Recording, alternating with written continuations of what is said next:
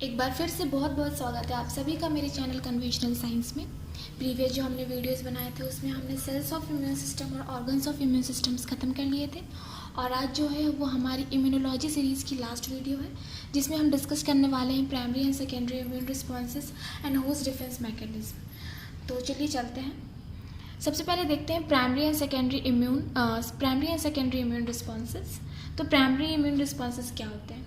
तो primary immune responses वो होते हैं जब भी कोई होस्ट जो है फर्स्ट टाइम एंटीजन से इनकाउंटर करता है तो उस टाइम पे जो रिस्पॉन्स हमारी बॉडी देती है उसको हम बोलते हैं प्राइमरी इम्यून रिस्पॉन्स। मतलब जब भी हमारे बॉडी में कोई एंटीजन या फिर वो वायरस हो या फिर बैक्टीरिया हो फिर कुछ भी हो हमारे बॉडी में एंटर करता है तो सबसे पहले जो हमारी इम्यून सिस्टम है जो फर्स्ट टाइम जब वो इनकाउंटर करती है एंटीजन को तो उस टाइम पे जो वो रिस्पॉन्स देती है वो होता है प्राइमरी इम्यून रिस्पॉन्स।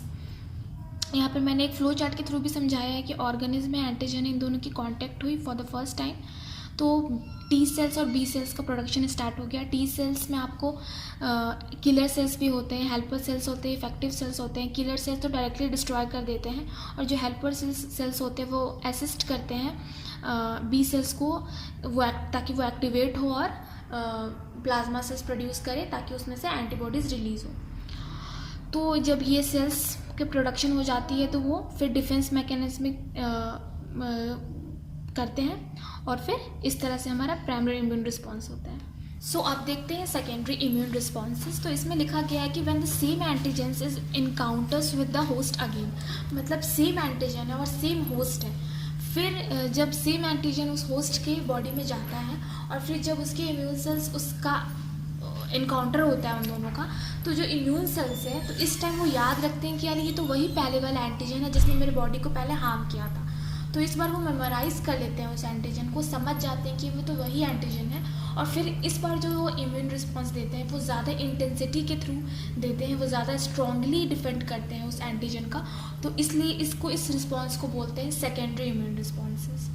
यहाँ पे मैंने फ्लो चार्ट के थ्रू बताया है कि जब एंटीजन का होस्ट के साथ सेम एंटीजन का सेम होस्ट के साथ इनकाउंटर दूसरी बार होता है तो मेमोरी बी सेल्स मेमोराइज कर लेते हैं और जैसे ही एंटर करते हैं एंटीजन तो मेमोरी बी सेल्स जो हैं वो बताते हैं इम्यून सेल्स को कि ये तो वही पहले वाला है। तो इस बार जो इम्यून सेल्स जो हैं जो इम्यून सिस्टम है हमारी इस बार जो बहुत इंटेंसिटी के साथ और बहुत फास्टर और बहुत लार्ज रिस्पॉन्स शो करती है उस एंटीजन के अगेंस्ट।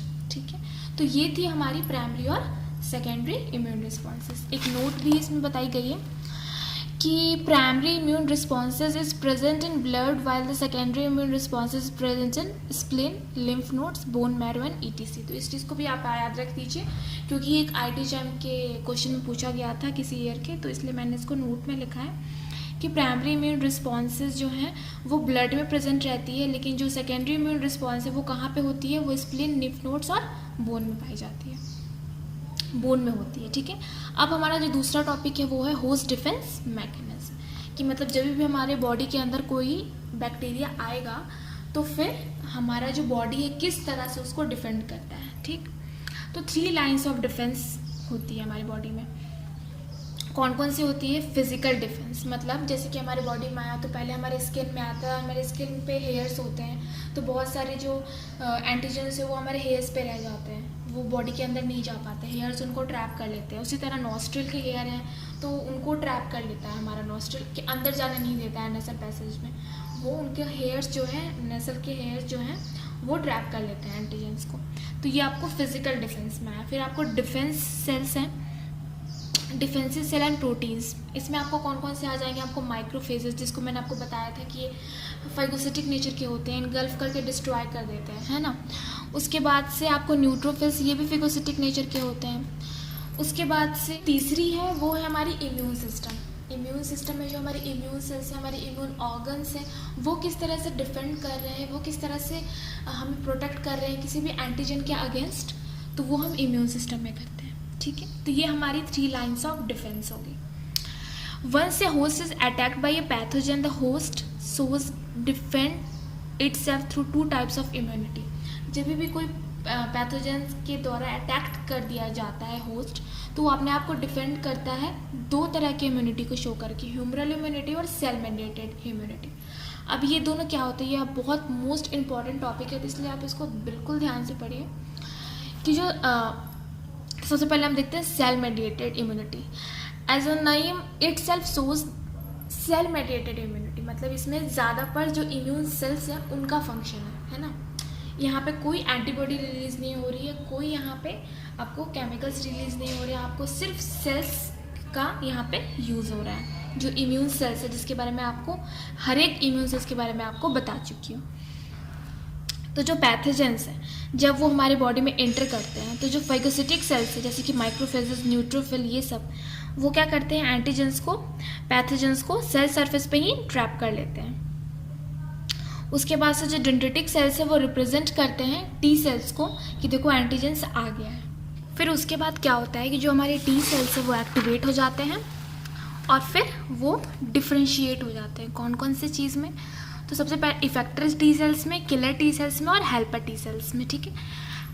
हेल्पर टी सेल्स क्या कहता है, एस्टिमुलेट करता है बी सेल्स को कि तुम एक्टिवेट हो जाओ और तुम प्लाज्मा सेल्स में कन्वर्ट हो जाओ और तुम मेमोरी सेल में कन्वर्ट हो जाओ, ठीक है। प्लाज्मा सेल्स एंटीजन प्रोड्यूस करता है और जो मेमोरी सेल है वो मेमोराइज करता है जब भी फर्स्ट इनकाउंटर होता है किसी एंटीजन से हमारे बॉडी का, ठीक। उसके बाद से effector cells, effector T cells, वो क्या करता है, ये किलर टी सेल्स का हेल्प करता है पैथोजेंस को डिस्ट्रॉय करने में। और किलर टी सेल्स क्या कहता है, ये डायरेक्टली इनगल्फ करके पैथोजेंस को डिस्ट्रॉय कर देता है। तो ये हो गई आपको सेल मेडिएटेड इम्यूनिटी, ठीक है। अब हम देखते हैं ह्यूमरल इम्यूनिटी। ह्यूमरल इम्यूनिटी में सेल्स, किसी तरह का सेल्स का कोई पार्टिसिपेशन नहीं होता है। इसमें क्या होता है कि एंटीबॉडीज़ का रोल होता है, mediated by micromolecules like antimicrobial proteins, antibodies. यहाँ पे जो प्लाज्मा बी सेल्स हैं ये क्या करते हैं, plasma B cell antibodies release करते हैं और फिर ये एंटीबॉडीज़ जो है, जो यहाँ पे आप देख रहे हैं कि यहाँ पे आपको एक्टिवेट हो गया, बट यहाँ पे तो किलर टी सेल्स जो है वो डिस्ट्रॉय कर दे रहा है।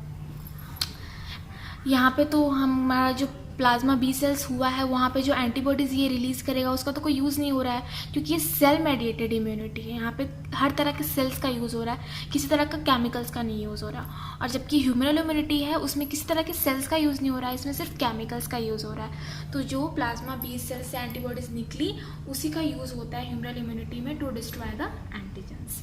और एंटीजेंस और एंटीबॉडी में ऐसा क्या रिएक्शन होता है कि एंटीजेंस जो है डिस्ट्रॉय हो जाते हैं, ये मैंने आपको एंटीजन एंटीबॉडी इंटरेक्शन में बता दिया है। तो आप जाके वो वीडियो देख सकते हैं अगर आप भूल चुके हैं इस चीज़ को। तो उसके बाद से ये जो सेल मेडिएटेड है और ये जो ह्यूमरल रिस्पॉन्स है, इसको अच्छे से मैंने समझाने के लिए एक फ्लो चार्ट भी बनाया है कि होस्ट डिफेंस मैकेनिज्म में किस तरह से कोई भी होस्ट खुद को डिफेंड करता है। तो ह्यूमरल रिस्पॉन्स के थ्रू, ह्यूमरल इम्यूनिटी के थ्रू और सेलुलर इम्यूनिटी के थ्रू, ठीक। उसके बाद से आप ह्यूमरल रिस्पॉन्स में देख रहे हैं कि सबसे पहले तो एंटीजन एंटर किया, माइक्रोफेजेस, उसको फिगोसिटिक होता है, डिस्ट्रॉय कर देता है। जो बच जाते हैं वो हेल्पर टी सेल्स को देता है। हेल्पर टी सेल्स क्या कहते हैं, साइटोकिन्स रिलीज़ करते हैं। साइटोकिन्स मैंने आपको बताया था एक ऐसे केमिकल्स होते हैं जो कि हमारे बॉडी के टेम्परेचर को बढ़ा देते हैं और बिल्कुल अनफेवरेबल बना देते हैं उन एंटीजेंस के लिए ताकि वो डिस्ट्रॉय हो जाए, ठीक। तो ये साइटोकिन्स रिलीज़ करता है। अभी जो साइटोकिन्स रिलीज़ होता है हेल्पर टी सेल से, ये किसको किसको एक्टिवेट करता है, इसका वर्क क्या है, तो ये सेलुलर पहले तो आपको जाता है टी सेल्स की तरफ, उनको ये एक्टिवेट करता है। तो टी सेल्स जो है वो मैच्योर हो जाते हैं साइटोटॉक्सिक टी सेल्स में, किलर सेल्स में हो जाते हैं और फिर डिस्ट्रॉय कर देते हैं। तो ये हो गया आपका टी सेल मेडिएटेड रिस्पॉन्स, मतलब सेल मेडिएटेड रिस्पॉन्स और सेलुलर रिस्पॉन्स, ठीक है। और फिर हेल्पर टी सेल्स के द्वारा साइटोकिन्स जो निकलता है वो बी सेल्स की तरफ अगर जाएगा तो फिर क्या होगा, बी सेल्स जो है वो मैच्योर हो जाएंगे, एक्टिवेटेड हो जाएंगे प्लाज्मा सेल्स और मेमोरी सेल्स में और फिर प्रोड्यूस करने लगेंगे एंटीबॉडीज़। और ये एंटीबॉडीज़ जो है वो बाइंड करेगा एंटीजेंस के साथ और उसके टॉक्सिक को न्यूट्रलाइज करके उनको डिस्ट्रॉय कर देगा। तो ये हो गई हमारी पूरी तो ये क्या थी, ह्यूमरल रिस्पॉन्स थी, ह्यूमरल इम्यूनिटी थी। तो आपने दोनों तरह के होस्ट डिफेंस मैकेनिज्म देख लिए हैं, आपने लाइंस ऑफ डिफेंस मैकेनिज्म देख लिया है, आपने प्राइमरी एंड सेकेंडरी रिस्पॉन्स देख लिया। तो ये हमारी टॉपिक ख़त्म हुई, हमारी इम्यूनोलॉजी की वीडियो सीरीज़ आज ख़त्म होती है।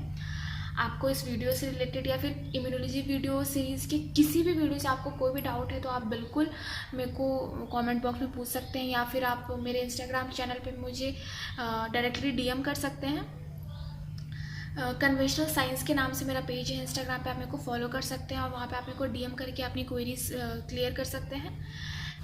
And if you are finding my videos useful, then please like, share and subscribe my videos, and do follow me on Instagram page, and ask your queries there. And thank you so much for watching my videos so patiently. मैं फिर अपने जल्दी अपने new video series के साथ आऊँगी।